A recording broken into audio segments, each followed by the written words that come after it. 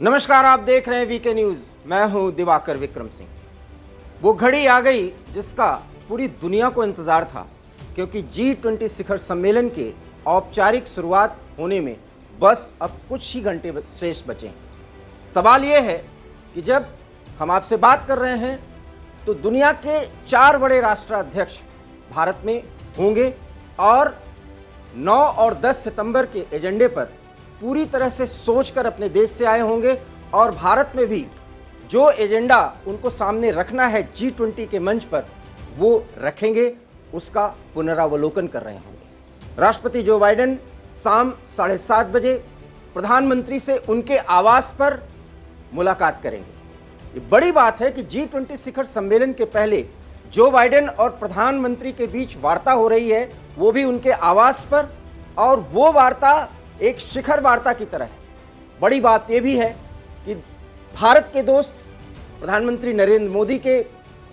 दोस्त Emmanuel Macron, Britain के प्रधानमंत्री सुनक, जिन्हें हम ऋषि सुनक भी कहते हैं, और साथ ही साथ फुकोदो किशिदा जापान के प्रधानमंत्री, वो भी भारत पहुंच रहे हैं और सब G20 के एक एजेंडे के साथ आ रहे हैं। G20 का एक एजेंडा है वसुधैव कुटुंबकम, अर्थात विश्व की राजनीति में जो अर्थनीति हो वो हर एक देश को बराबरी के आधार पर आगे बढ़ाने वाली होनी चाहिए। ये उसकी थीम है और ये थीम भारत की है, जिसे प्रधानमंत्री ने पिछली वाली बैठक में ही G20 के सम्मेलन में उसको आगे बढ़ाया था। और वसुधैव कुटुंबकम की थीम या वो जो उसकी सोच है और उसमें भारतीयता का जो पुट है उसको पूरी दुनिया ने एक्सेप्ट कर लिया है, और जिसका भाव है जियो और जीने दो। अर्थात G20 शिखर सम्मेलन की बैठक में अब अमीर देश, जैसा कि नाम से ही आप जानते हैं कि दुनिया के 20 बड़े देश वो पूरी दुनिया के अर्थनीति का एक रास्ता तैयार करते हैं। उस रास्ते से पूरी दुनिया आगे बढ़ती है और आगे बढ़ने का उसका एजेंडा होता है अगले आने वाले G20 शिखर सम्मेलन तक। निश्चित रूप से इसमें फायदा विकसित या अमीर देशों को ही होता रहा है, गरीब देश या विकासशील देश हमेशा पिसता रहा है। पहली बार ऐसा हो रहा है कि इस G20 शिखर सम्मेलन में अफ्रीकन यूनियन भी एक बड़े जिसको कहते हैं कि ताकत के रूप में यहां पर प्रस्तुत हो रहा है, और उनकी उपस्थिति भारत का साथ मिलने के बाद बहुत मायने रखती है। मायने इसलिए भी रखती है कि पूरे अफ्रीका के कई देशों में चीन इस कदर इन्वेस्टमेंट किया हुआ है आसान शर्तों पर लोन दे करके कि लगभग 9 उपनिवेशवाद वो सब चीनी उपनिवेश बन चुके हैं।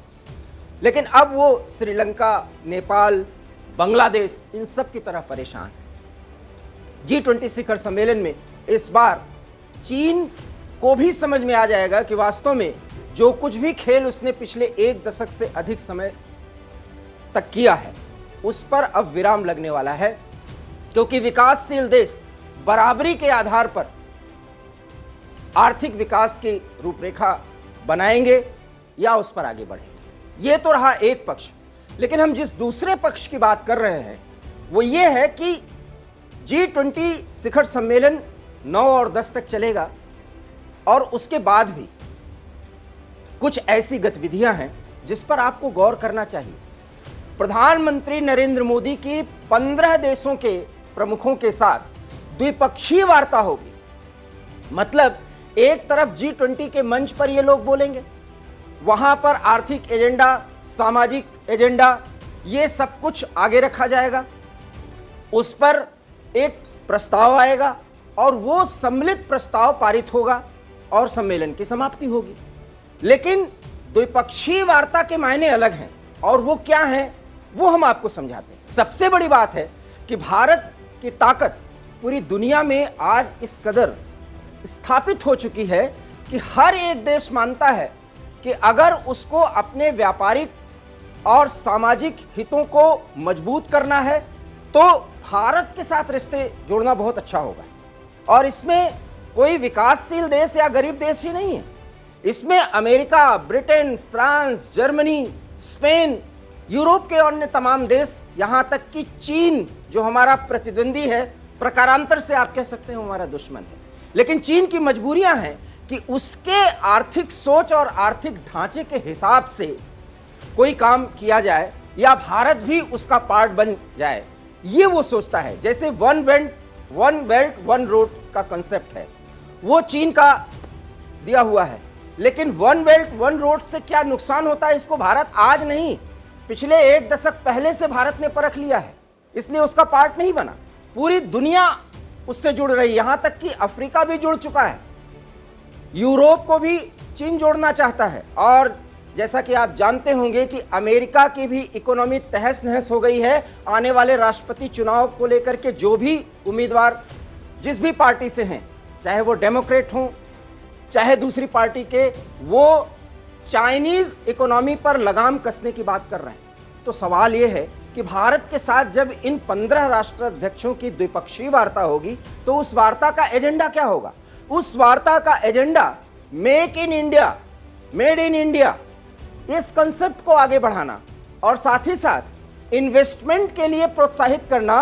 और भारत अगर ऐसा कहेगा तो अब दिल्ली के माध्यम से देश की जो तस्वीर भारत ने G20 के और जितने भी इससे जुड़े सम्मेलन दिल्ली के अतिरिक्त अन्य राज्यों में हुए और वहां की जो स्थिति, आर्थिक स्थिति, वहां का जो इंफ्रास्ट्रक्चरल स्टेज है, वो भी पूरी दुनिया को बता दिया है। और पूरी दुनिया अब इस बात से इत्तेफाक रखती है कि भारत में इन्वेस्टमेंट अगर किया जाए तो वो फायदेमंद होगा। और भारत ने अब सिर्फ आयात और निर्यात के कंसेप्ट पर व्यापार करने की बात आगे नहीं बढ़ाई है और ना वो बढ़ाना चाहेगा, क्योंकि भारत किसी भी क्षेत्र में इन्वेस्टमेंट करवाना चाहेगा, देश में ही उसका निर्माण हो ताकि भारत में ज़्यादा से ज़्यादा युवकों को रोजगार मिले। ये वो कंसेप्ट है, क्योंकि भारत दुनिया के सबसे बड़े युवा आबादी वाला देश है। ऐसे में जिन 15 राष्ट्र प्रमुखों के साथ भारत की 1-to-1 अर्थात द्विपक्षीय वार्ता होगी G20 से इतर, उसमें भारत के साथ उनके जो आर्थिक, राजनीतिक, सैन्य या व्यापारिक रिश्ते हैं उसको बढ़ाना उसका लक्ष्य होगा, जिसमें अमेरिका सबसे प्रमुख है। ब्रिटेन के साथ भी वार्ता होगी, फ्रांस के साथ भी वार्ता होगी और वो वार्ता, जो वार्ता इसके पहले हो चुकी है, उससे कितनी प्रगति हुई है उसकी समीक्षा की जाएगी। क्योंकि प्रधानमंत्री ने यह घोषणा कर दी है कि भारत को दुनिया की तीसरी बड़ी अर्थव्यवस्था बनाना है और ये 2026 से लेकर के 28 तक में इस लक्ष्य को प्राप्त करना है। 5 ट्रिलियन इकोनॉमी का लक्ष्य भी भारत को प्राप्त करना है। सवाल यह है कि क्या भारत ये चुपके से प्राप्त करना चाहता है? जी नहीं, दुनिया के हर एक मंच से और भारत के मंच से और राजनीतिक रूप से भी प्रधानमंत्री की तरफ से बाकायदा ऐलान किया गया है कि आने वाले इतने समय में भारत चौथी बड़ी इकोनॉमी होगा, इतने समय में तीसरी बड़ी इकोनॉमी होगा। और अगर ये होगा तो उसके पीछे कारण है कि भारत इंफ्रास्ट्रक्चर के क्षेत्र में, लॉजिस्टिक के क्षेत्र में, इवन कि आप स्वास्थ्य के क्षेत्र में, शिक्षा के क्षेत्र में, हर एक जगह जो विकास किया है, जहां तक भारत पहुंचा है, इवन कि आप मेट्रो परियोजना को आप देख लीजिए, आप फास्ट रेल परियोजना को देख लीजिए, रेलवे ट्रैक को चेंज करने की परियोजना देख लीजिए, हवाई अड्डों के विकास को लेकर के जो परियोजनाएं भारत में लाई जा रही हैं उसको देख लीजिए, जो भी डेवलपमेंट, पर्यटन को लेकर के, उसमें धार्मिक पर्यटन को लेकर के जो कुछ भी है, ये प्रोजेक्शन भारत ने जो किया है उससे ये देश इतने ज़्यादा संतुष्ट हैं और आशान्वित हैं कि भारत में इन्वेस्टमेंट अब बढ़ सकता है। तो G20 शिखर सम्मेलन तो दुनिया के 20 से 25, आप कह सकते हैं 30 देशों के बीच का एक ऐसा समूह है जिसमें आर्थिक गतिविधियां और उन गतिविधियों को आगे बढ़ाने की बात होगी। उसमें 4 चांद लगाएगी ये बातचीत जो प्रधानमंत्री की 1-to-1 इन नेताओं के साथ होगी, जिसमें शुरुआत ही जो बाइडेन के भारत पहुंचने के तुरंत बाद प्रधानमंत्री आवास पर दोनों की मुलाकात होगी और अमेरिका और भारत किसी एक बड़े समझौते की ओर आगे बढ़ेंगे, इसकी भी खबर है।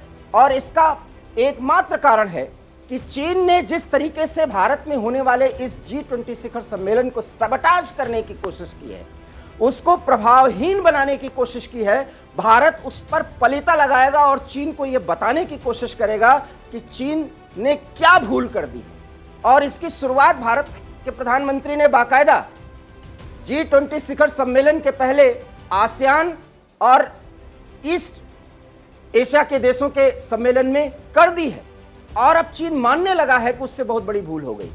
इसलिए जिस वन बेल्ट वन रोड के कॉन्सेप्ट के साथ चीन पूरी दुनिया को अपना एक उपनिवेश बनाने की कवायद कर रहा था, आसान शर्तों पर गरीब देशों को लोन देना और फिर वहां पर इन्वेस्टमेंट करना, और इन्वेस्टमेंट के साथ साथ जब वो लोन न पटा पाए तो फिर उससे बहुत कुछ हासिल करना, उनके पोर्ट्स पर कब्जा करना, ये रणनीति अब भारत चेंज कर देगा। इवन कि अमेरिका के साथ वार्ता जब होगी या अन्य यूरोपीय देशों के साथ वार्ता होगी तो अफ्रीकन यूनियन के जितने भी देश हैं उनको सामाजिक, आर्थिक और राजनीतिक रूप से कितना, और सैन्य रूप से कितना मजबूत किया जाए, ये भी प्रधानमंत्री के द्विपक्षीय वार्ता का एजेंडा होगा।